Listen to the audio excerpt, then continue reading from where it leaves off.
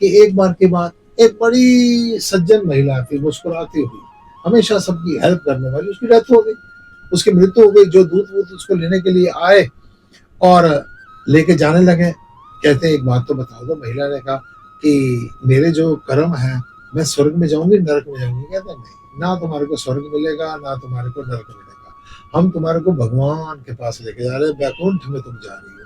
कहती है अच्छा। कहता फिर भी बता दो कोई आपकी इच्छा हो।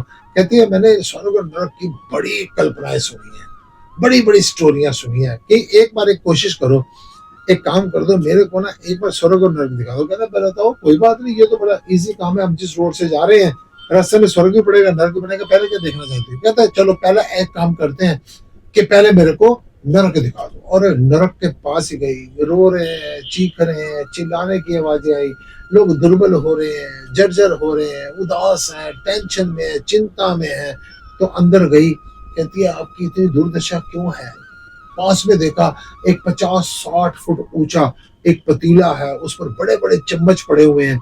तो उन्होंने कहा कि हमारे को खाने को कुछ नहीं मिलता। तो कहती है ये पतीला है तो सही, इस पतीले में क्या बड़ी खुशबू आ रही है? कहता है इसमें खीर है। तो कहती खा लो। कहता कैसे खाएं, कि ये तो कम से कम 60 फुट ऊंचा पतीला है, यहाँ तक पहुंचेगा कौन? कोई यहाँ को पहुंचने का कोई सर्कमस्टांसेस ही नहीं है, वहां तक किसी का हाथ आपका पहुंच जाएगा। उस औरत ने विचार किया कि क्या बात है, कितने परेशान है। कहती है क्या मैं इनकी प्रॉब्लम सॉल्व? कहते नहीं, अब इनकी प्रॉब्लम को सॉल्व नहीं कर सकता।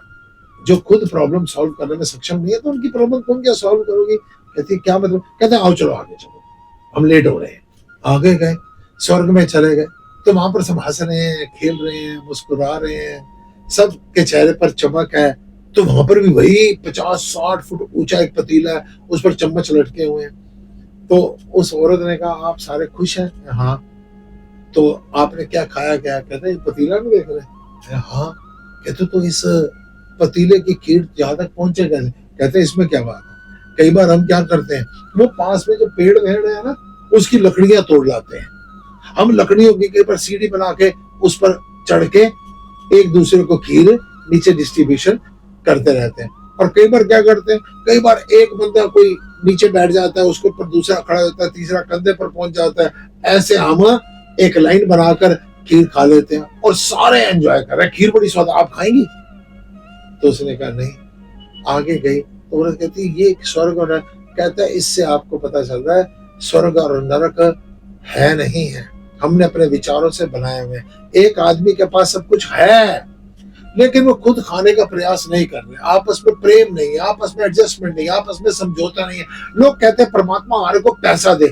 पैसा मत मांगो, पॉजिटिव थिंकिंग मांगो, सुमति मांगो, प्रेम मांगो, सद्भाव मांगो, आपस में भाईचारा मांगो। जहां पर ये सारी चीजें होंगी वहां पर आपको छोटी सी चीजें भी होंगी ना, वो आपके लिए सारी यूजफुल हो जाएगी। दूसरी तरफ आपके पास पैसा बहुत है, जैसे उसके पास 50 फुट ऊंचा पतीला है, चम्मच है, खीर है, लेकिन प्यार नहीं है, एडजस्टमेंट नहीं है, सद्भाव नहीं है, भाईचारा नहीं है, कुछ करने की इच्छा शक्ति नहीं है। उनके पास भी सब कुछ है लेकिन वहां पर कलेश कलेश है। कभी भी परमात्मा से पैसा मत मांगिए, सिर्फ पैसे से कभी शांति नहीं मिलती। मांगिए परमात्मा हमारे को पीस ऑफ माइंड देना, हमारे को सद्बुद्धि देना, हमारे को संपत्ति देना मत देना, लेकिन सुमति जरूर देना। स्वर्ग नरक होते नहीं है, स्वर्ग नरक बनाए जाते हैं। आपके विचारों से स्वर्ग और आपके विचारों से ही नरक है। ओम